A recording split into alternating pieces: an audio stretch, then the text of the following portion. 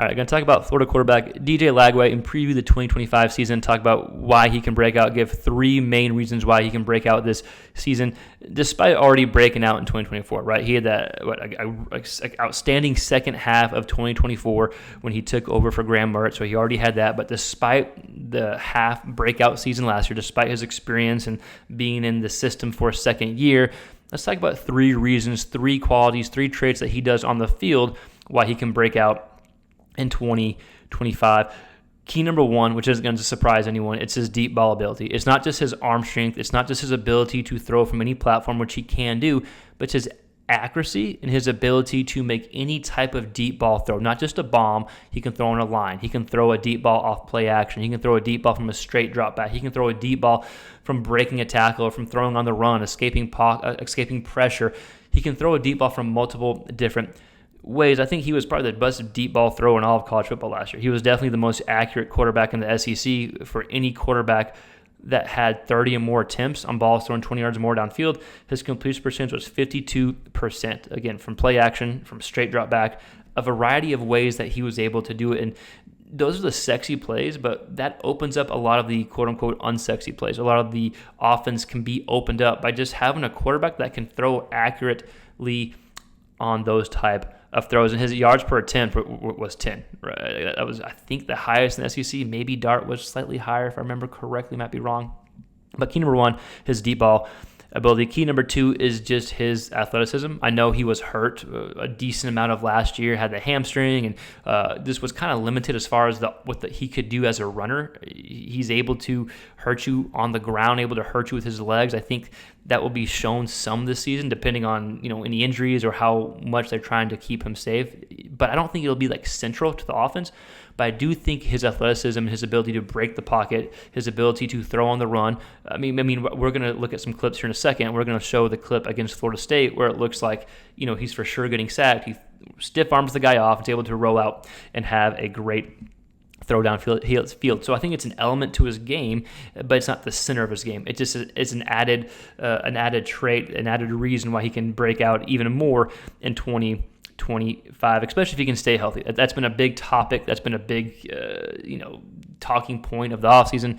I don't have any insider information, so I don't know. I just hope he is healthy.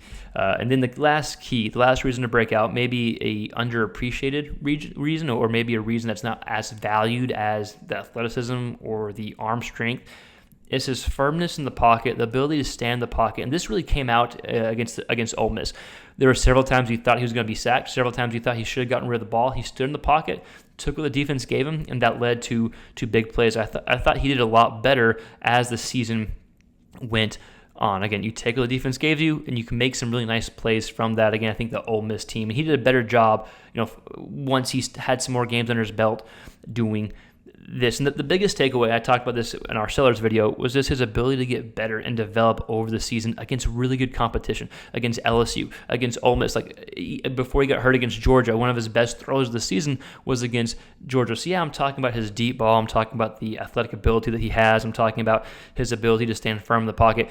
But all those three traits, contributed to his ability to develop during the season. And so that's my biggest takeaway. He developed in the season. He had a full offseason. I know he was battling some different injuries, but he had a full offseason under his belt, and now he has year two being the starting quarterback here. So we're going to look at a few clips of DJ Lagway. It's broadcast footage. If you're a Florida fan, you've watched this channel before, YouTube gets mad at us when we show certain films, so we have to slow it down a lot, so we can't show a lot of clips. We have to slow down the clips, but I think does a good enough job just demonstrating these traits that we talked about. So let's go ahead and watch 4 or 5 clips of Lagway demonstrating why he can break out even more in 2025. All right, Florida fans, so we got DJ Lagway, maybe 4 or 5 clips. Again, I have to slow the video down. The quality isn't the best. I apologize if it bothers you. Just minimize me or turn me off. But let's watch maybe 3 clips of the deep ball ability, because I want to show the different ways he's able to attack vertically. Number one, it's the play action. So this is against Georgia. This is a great throw. This is before he got hurt in the game. It's a great throw, utilizing the deep ball off of play action. Eyes go directly downfield.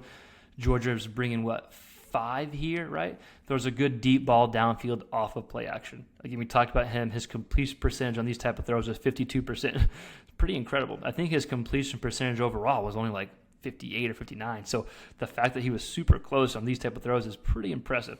So hopefully these type of throws lead to more success on underneath type throws. Here's another deep ball. This is a straight drop back pass, no play action. He does not need to get the defense out of position off of play action. He's able to make a good read and deliver a good ball. It's a great pocket right there. You could teach that for a offensive line class, at least this picture here. But it's a good example of pushing the ball downfield, throwing it on a line here, or a nice little two ball, leading his receiver, no play action, straight drop back pass, big throw down. I feel like the ability to make these type of throws and do it with ease, it looks like with ease, can really help open up the offense, which I think we'll see more of. I think that's a big reason why he can break out, is because the offense can really open up because of these type of throws, because of his second year in the system. In the last deep ball, one of my favorite throws, admittedly, I have LSU blood in me because of family, so I was watching this game. But his ability to move in the pocket, keep his eyes downfield, and still throw these type of throws. Just shrugs that guy off like he's nothing.